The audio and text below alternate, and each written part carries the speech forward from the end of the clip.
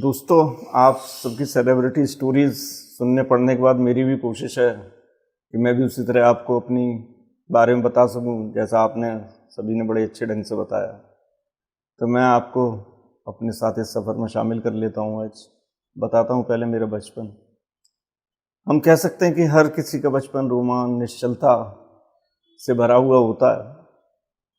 गुजरते वक्त के साथ बच्चे के द्वारा की गई लड़ नादानियाँ जो उसने उम्र के हर पड़ाव पे की होती हैं, जब जब वो निकट संबंधियों द्वारा समय समय पर सुनता है तो उसका मन आह्लादित हो जाता है।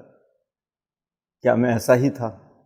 ये सवाल दिमाग में आता है। इन तमाम बचपन की नादानियों का विवरण जब सुनाने वाले के अंदर की अनुभूति से लिपट कर उसके हृदय की अभिव्यक्ति बनकर सामने आता है तो यह किरदार के साथ सुनने और सुनाने वालों दोनों को ही आनंदित कर देता है। ऐसी ही मेरे बचपन की अनेक घटनाएं मेरे परिवार वालों ने अक्सर मुझे समय समय पर सुनाई, बताई, और उन्हें सुनकर मेरे अंदर मेरे पिता, मेरी माँ, बहन भाई और नज़दीकी संबंधियों के प्रति एक लगाव पैदा होता रहा।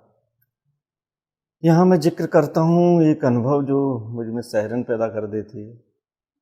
मेरी मम्मी का देहागमन हुए अभी 23 सितंबर को 2 साल हो चुके। पापा तो लगभग 10 वर्ष और पूर्व में हमको छोड़ गए थे। हमारे घर पे बहुत सारे नज़दीकी रिश्तेदार रुके हुए थे और जैसा होता है कि दाहा देने वाले को ज़मीन पर सोना होता है, उस दिन मैं बिस्तर उठा के ऊपर वाले कमरे में सोने चला गया। दिमाग पे बहुत ही धुंध सी छाई हुई थी, थक भी रहा था। शायद रात के 10 बजे मैं सोया हूँगा और सुबह 4 बजे मेरी आँख खुल गई और मुझे लगा नींद तो नहीं आएगी। ज़मीन पर लेटे हुए मैंने बगल में खुली खिड़की से आसमान को देखा जो काला स्याह सा था। सफ़ेद बादल अपनी गति से तैर रहे थे, हल्के हल्के झोंके हवा की खिड़की से आ रहे थे। निरीब में पास के स्टेशन से अनाउंसमेंट, दौड़ती ट्रेनों की आवाज़ें सन्नाटे को भंग कर रही थी। चादर को मैंने गले तक खींचा। बगल में स्टूल पर टेबल लैंप रखा हुआ था, उसको मैंने बिना उठे ही अपने हाथ से पहुंचाकर जला दिया, ऑन कर दिया। उसके ग्लो से दीवार पर पिताजी की जो फ़ोटो थी वो चमकने लगी। मम्मी जी की भी नई फ़ोटो जो अभी फ्रेम होके आई थी और मैंने ये पेंटिंग उनको खुद बना के भेंट की थी। लग रहा था कमरे में धीरे धीरे जैसे प्रकाश भरता जा रहा है। ऐसा लगा चेहरों पे रोशनी जो दीवार पर थी, दोनों की फ़ोटो में वो चमक बढ़ रही थी। उनकी आंखें लगा मुझे ही देख रही हैं। पता ही नहीं लगा कब मैं अर्ध तंद्रा में पहुंच गया। लगा मम्मी, पापा और मैं सब जैसे पहले बोलते थे आज फिर आपस में बोल रहे हैं। मैं हूँ, शामिल हूँ, कम बोल रहा हूँ। बातें सब वही जो सैकड़ों बार पहले भी सुनता रहा हूँ। पिताजी उसी सुपरिचित हिंदी और उर्दू मिली हिंदी में उत्कृष्ट भाषा में बोल रहे थे। बोले, पता है राजीव, 1961 में जब मेरी हरदोई में पोस्टिंग थी तब तुम्हारा जन्म हुआ था और तुम मेरी और तुम्हारी मम्मी के बीच में आ गए थे। पहले डॉक्टर और इंजीनियर पेशों की बहुत कमी थी। उस समय इंजीनियर होना समाज में एक अलग दर्जा रखता था और मैंने तो फिर रुड़की से ओवरसीयर का डिप्लोमा किया था जो आज की बी से भी, यानी कि आज की भी उसके मुकाबले कुछ नहीं। मेरी प्रथम पोस्टिंग हरदोई हुई और मैंने हरदोई में जिनका मकान किराए पे लिया था वो वहाँ के बड़े ही मुअज्जिज़ लोगों में से एक थे। उन्हें सब दद्दा जी कहते थे। मैं पीडब्ल्यूडी में था तो मकान किराए में देने में कोई हिचक ना हुई। सब वहाँ पर रहने वाले नई नौकरी, नई शादी वाले थे हाँ, दद्दा जी का रुतबा ऐसा था वहाँ कि नशा किया हुआ कोई आदमी उनकी गली में एक तो घुसता ही नहीं था, और घुस भी आए तो उनके मकान से पहले उसका बोलना बंद हो जाता था और चुपचाप निकल जाता। पर ऐसा नहीं था कि दद्दा जी इतने रौबदार थे देखने में, तो सख्त दिल थे, वो बहुत नरम थे। जब तुम तो 1 साल के हुए होगे ना, तब रात को बहुत रोते थे। सर्विस ज्वाइन की थी हरदोई में, यहाँ पर डीसी करंट था, हमारे पास पंखा एसी था, आते आते अभी पंखा खरीद भी नहीं पाए थे। उन्हें तुम्हारे रोने का कारण पता चला तो दद्दा जी स्वयं अपना टेबल फैन लाए और लगा गए थे, इस हिदायत के साथ कि जब तक यहाँ रहो इसे वापस करना नहीं है। इतना सुनते ही जैसे लगा कि माता जी बोलने लगी।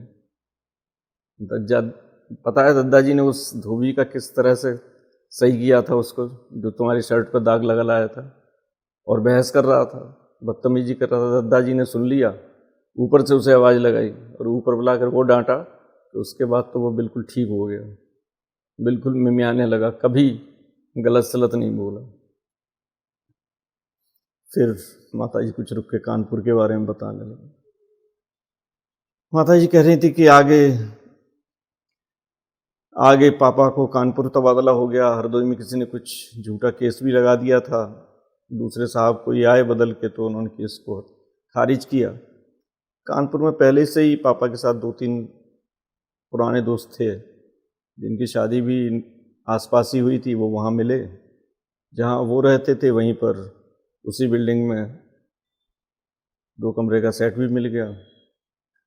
यहाँ जेके मिल्स वाले आधा कानपुर कब्जाए हुए थे, और उनके यहाँ पानी से ज्वार भाटा उठाने की मशीन थी, जिसमें गोल गोल बहुत ऊंचे ऊंचे लहरें उठाई जाती। ये देखना बहुत ही अजब अनुभव था।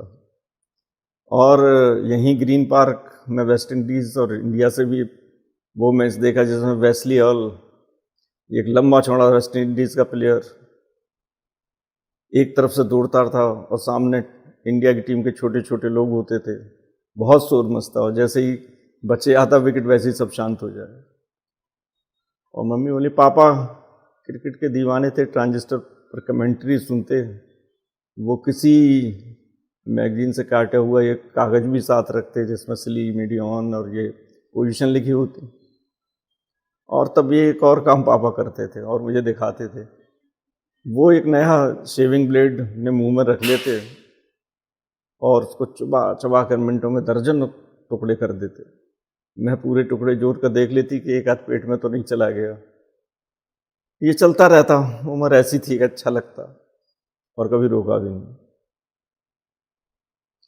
हाँ, मम्मी बोलती जा रही थी और मैं शायद कुछ सोते जागते सुनता जा रहा था। मैं चेतना में आने को होता, फिर अर्ध निद्रा में चला जाता। पापा भी चुप ही थे। मम्मी धारा प्रभा बोल रही थी। लखीमपुर में लवली के बाद गुल्ला जल्दी हो गई थी ना, लवली तब 1 साल की भी नहीं थी। मेरी स्थिति गुल्ला होने पर बहुत ज़्यादा नाजुक हो गई थी। तब तुम्हारे पापा सीधे सिविल सर्जन के घर चले गए, जो घर सामने ही था। सिविल सर्जन साहब आए तो लगा जैसे कोई देवता आ गया। बोले सेप्टिक केस हो गया है, जो इलाज बताया वो शुरू हुआ और बेटर लगा, मगर ये लगता था कि उनसे सुबह शाम देख जाएं तो और अच्छा है। पापा ने कहा 3 दिन के लिए दवाई दी है तो 3 दिन बाद बुलाएंगे। मगर क्या हुआ, आश्चर्य की बात, जब दूसरे दिन अगले सुबह जैसे ही सिविल सर्जन साहब अस्पताल निकले, उनकी गाड़ी पहले हमारे घर के सामने रुकी। हमारा भी सरकारी क्वार्टर था, उनका क्वार्टर भी नज़दीकी और सामने ही था। अपने ड्राइवर को उन्होंने हाल जानने के लिए भेज दिया। रोज़ यही प्रक्रिया चली जब तक मैं स्वस्थ नहीं हो गई। मिठाई पापा जब तक नहीं दे आए। पापा बीच में ही समझाने लगे, बेटा पहले सरकारी मुलाजिम एक दूसरे की बहुत कद्र करती थी, ये गाड़ियाँ बहुत कम थीं, प्राइवेट तो गाड़ियाँ वैसे भी कुछ गिने चुने हुए आदमियों पे थी। मुझे लगा कि आज का ज़माना कैसा है कि आपसी लोग एक दूसरे को जब चाहे तब काटने को दौड़ते हैं।